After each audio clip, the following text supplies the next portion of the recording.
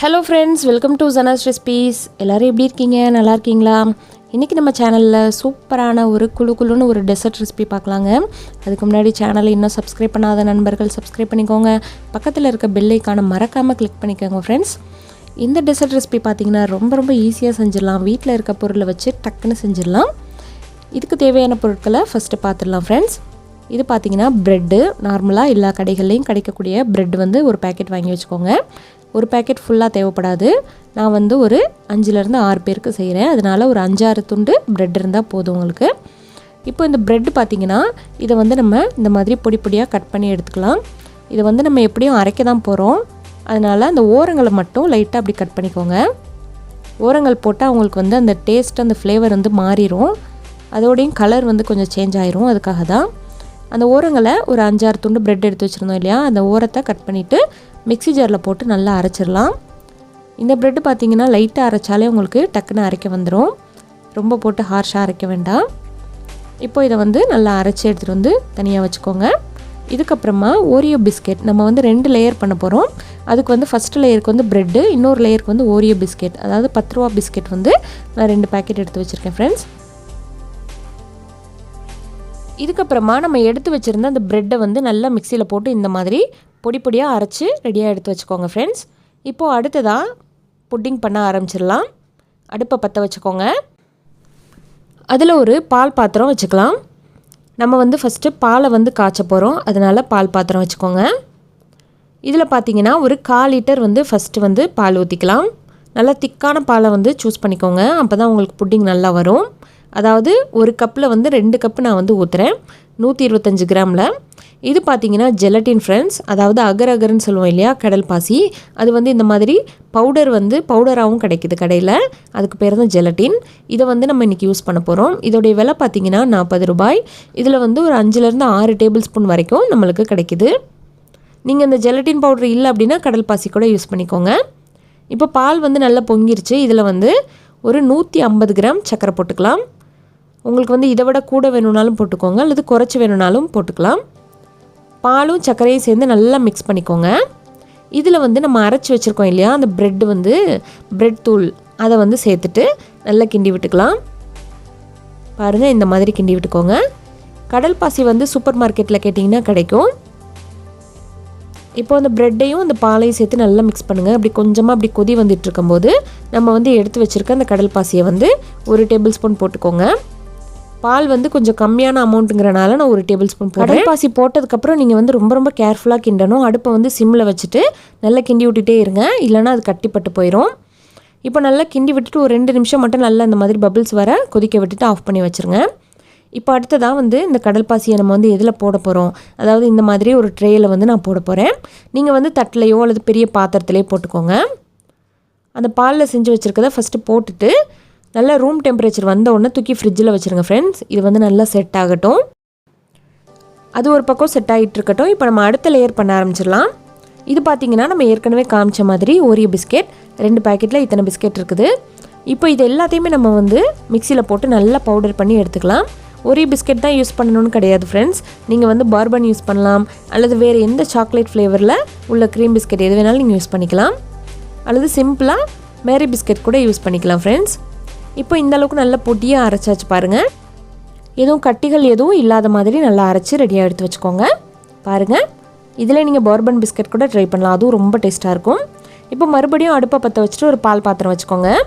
மறுபடியும் ஒரு 1/4 லிட்டர் பால் யூஸ் பண்ணிக்கலாம். ஃபஸ்ட்டு வந்து ஒரு 1/4 லிட்டர் யூஸ் பண்ணோம், இப்போ 2வது 1/4 லிட்டர் யூஸ் பண்ணுறோம். அதாவது அரை கப்பில் வந்து 2 கப்பு யூஸ் பண்ணிக்கிறோம். பால் வந்து நல்லா பொங்கட்டும். நான் வந்து ஃபஸ்ட்டு காய்ச்சாத பால் தான் யூஸ் பண்ணேன். இப்போ பால் வந்து நல்லா காய்ச்சியாச்சு பாருங்கள். இந்த மாதிரி பொங்கினதுக்கப்புறம் மறுபடியும் இதுக்கு தேவையான அளவுக்கு சர்க்கரை, அதாவது ஒரு அரை கப்பு 125 கிராம் சர்க்கரை வந்து போட்டுக்கலாம். உங்களுக்கு இதை விட இனிப்பு வேணும்னா நீங்கள் வந்து சர்க்கரையை வந்து கூட்டிக்கலாம். இந்த மாதிரி ஒரு விஸ்கை வச்சு நல்லா வந்து கிளறி விடுங்க. இப்போ பாலும் சர்க்கரையும் நல்லா கரைஞ்சதுக்கப்புறம் நம்ம அரைச்சி வச்சுருக்க அந்த ஓரியோ பவுடரை வந்து போட்டுக்கோங்க. இது நல்லா கொதிக்க ஆரம்பிச்சதுக்கப்புறம் மறுபடியும் 1 டேபிள் ஸ்பூன்லேருந்து 2 டேபிள் ஸ்பூன் வரைக்கும் அகர் போட்டுக்கோங்க. கடல் பாசி போடுறதுனாலும் போட்டுக்கோங்க, இந்த பொடி போடுறதுனாலும் போட்டுக்கோங்க. நான் அந்த கிளிப்பை வந்து எடுத்தேன், பை மிஸ்டேக் வந்து அது மிஸ் ஆயிடுச்சு ஃப்ரெண்ட்ஸ். அதனால் இந்த சைடில் காமிச்சிருக்கேன் பாருங்கள். இந்த பவுடர் தான் யூஸ் பண்ணிக்கணும். போட்டுட்டு நல்லா திக்காயிரும், ஒரு நிமிஷத்தில் திக்காயிரும் பாருங்கள். இந்தளவுக்கு ஆனதுக்கப்புறம் அடுப்பு அமர்த்திட்டு தனியாக எடுத்து ஆற வச்சுருங்க. இது ஒரு பக்கம் ஆறிட்டு இருக்கட்டும். அடுத்ததாக நம்ம ஏற்கனவே ரெடி பண்ணி வச்சுருக்க ப்ரெட் லேயர் வந்து சூப்பராக ரெடி ஆகிடுச்சு பாருங்கள். ஒரு அரை மணி நேரம் தான் ஃப்ரிட்ஜில் வச்சுருந்தேன், இப்போ ரெடி ஆகிடுச்சு. இதில் வந்து நம்ம செகண்ட் லேயரை ஓரியோ லேயரை வந்து நம்ம ஊற்றிக்கலாம். பாருங்கள், அது வந்து செட் ஆனதுக்கப்புறம் தான் ஃப்ரெண்ட்ஸ் நீங்கள் வந்து ஊற்றணும். செட் ஆகிறதுக்கு முன்னாடி ஊற்றிடக்கூடாது, ரெண்டுமே மிக்ஸ் ஆயிரும். இப்போ செகண்ட் லேயரையும் ஊற்றிட்டு இதை வந்து மறுபடியும் ரூம் டெம்பரேச்சர் வர வரைக்கும், அதாவது ஒரு 10 நிமிஷம் மட்டும் ஆறுனதுக்கப்புறம் ஃப்ரிட்ஜில் வச்சுருங்க. ஃப்ரிட்ஜில் வந்து அரை மணி நேரத்துலேருந்து 1 மணி நேரம் வரைக்கும் கூட நீங்கள் வச்சுக்கலாம். இப்போ நான் ஒரு அரை மணி நேரத்துலேருந்து 3/4 மணி நேரம் வரைக்கும் வச்சுட்டு இப்போ எடுத்து பார்க்குறேன். பாருங்கள், சூப்பராக நம்மளுக்கு புட்டிங் வந்து செட் ஆகிருக்குது. இப்போ இதை வந்து நம்ம எடுத்து கத்தியில் வச்சு கட் பண்ணி எடுத்துக்கலாம். பாருங்கள், இதை வந்து இன்னொரு தட்டுக்கு மாற்றிக்க போகிறோம். ஃபஸ்ட்டு வந்து இந்த ஓரங்களை வந்து லைட்டாக அப்படியே லூஸ் பண்ணி விடுங்க. கத்தியை வச்சு அப்படி லைட்டாக, அதாவது ரொம்ப கீறல் விழாத மாதிரி லைட்டாக வந்து லூஸ் பண்ணி விடுங்க. கத்தியோ அல்லது ஸ்பூனுடைய பின்பக்கத்தை வச்சு மெதுவாக லூஸ் பண்ணி விடுங்க. ஒரு தட்டை வச்சுட்டு இந்த புட்டிங்கை தூக்கி அப்படியே கவிழ்த்து போடுங்க. மறுபடியும் இன்னொரு தட்டுக்கு மாற்றிக்கோங்க. நம்ம கத்தியை வச்சு லூஸ் பண்ணியிருக்கிறதுனால நம்மளுக்கு சீக்கிரமாக எடுக்க வந்துடும். டப்பாவை கவிழ்த்து போட்டு அப்படியே 4 தட்டு தட்டினீங்கன்னா சூப்பராக எடுக்க வந்துடும் ஃப்ரெண்ட்ஸ். இப்போ வந்து உங்களுக்கு ப்ரெட் லேயர் வந்து ஃபஸ்ட்டு இருக்கணும்னா இதே மாதிரி வச்சுக்கோங்க.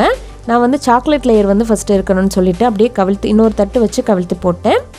இப்போ சாக்லேட் லேயர் வந்து நம்மளுக்கு ஃபஸ்ட்டு மேலாப்பில் இருக்குது. இதில் வந்து வெறுமனே இருக்கிறனால நம்ம வந்து கொஞ்சமாக தேங்காய் பொடி, அதாவது கடைகளில் கிடைக்கக்கூடிய டெசிகேட்டட் கோகோனட்னு கிடைக்குது இல்லையா, அந்த தேங்காய் பொடியை வச்சு நான் டெக்கரேட் பண்ண போகிறேன். இப்படி தான் பண்ணணும்னு இல்லை ஃப்ரெண்ட்ஸ், உங்களுக்கு விருப்பப்பட்டபடி நீங்கள் வந்து எந்த மாடலில் பண்ணுறீங்களோ அந்த மாடலில் பண்ணிக்கோங்க. இது வந்து ஆப்ஷனல் தான். உங்கள்கிட்ட ஃப்ரெஷ்ஷான தேங்காய் இருந்தால் கூட அதை கூட துருவி இந்த மாதிரி போட்டுக்கலாம், அது இன்னும் டேஸ்ட்டாக இருக்கும்.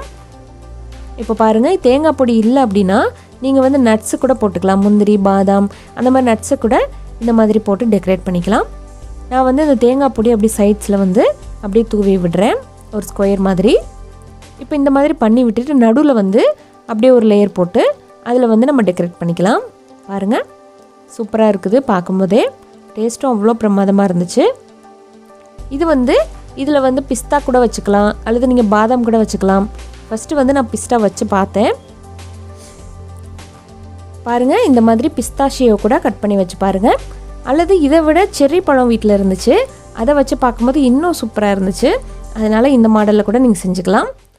இப்போ இதை வந்து கட் பண்ணி பார்க்கலாம். பாருங்கள், எவ்வளோ சூப்பராக கட் ஆகுது பாருங்கள். 2 லேயரும் பிரமாதமாக வந்திருக்குது.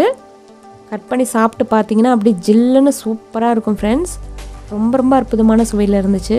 ரொம்ப ஈஸியான பொருட்களை வச்சு நம்ம செஞ்சிட்டோம். அவ்வளோதான் ஃப்ரெண்ட்ஸ். இந்த மாதிரி எம்மியான புட்டிங்கை வந்து நீங்களும் வீட்டில் செஞ்சு பார்த்துட்டு எப்படி வந்துச்சுன்னு சொல்லுங்கள். இந்த வீடியோ உங்களுக்கு பிடிச்சிருந்துச்சு அப்படின்னா வீடியோவுக்கு கீழே லைக்குன்னு ஒரு பட்டன் இருக்கும், நிறைய லைக்ஸ் கொடுங்க. ஃப்ரெண்ட்ஸ் அண்ட் ஃபேமிலி கூட நிறைய ஷேர் பண்ணுங்கள். ஓகே ஃப்ரெண்ட்ஸ், இதே மாதிரி ரெசிபீஸ் வேணும்னா நம்ம ஜனாஸ் ரெசிபி சேனலை மறக்காமல் சப்ஸ்கிரைப் பண்ணிவிட்டு பக்கத்தில் இருக்க பெல் ஐக்கானை கிளிக் பண்ணுங்கள். அப்போ தான் அந்த தினம் போடக்கூடிய புதிய வீடியோக்கள் உங்களுக்கு நோட்டிஃபிகேஷனாக வரும். தேங்க்யூ. அடுத்த வீடியோவில் சந்திக்கிறேன். அது வரைக்கும் ஹாப்பியாக இருங்க, சந்தோஷமாக இருங்க, சிரிச்சிட்டே இருங்க. Thank you my dear friends.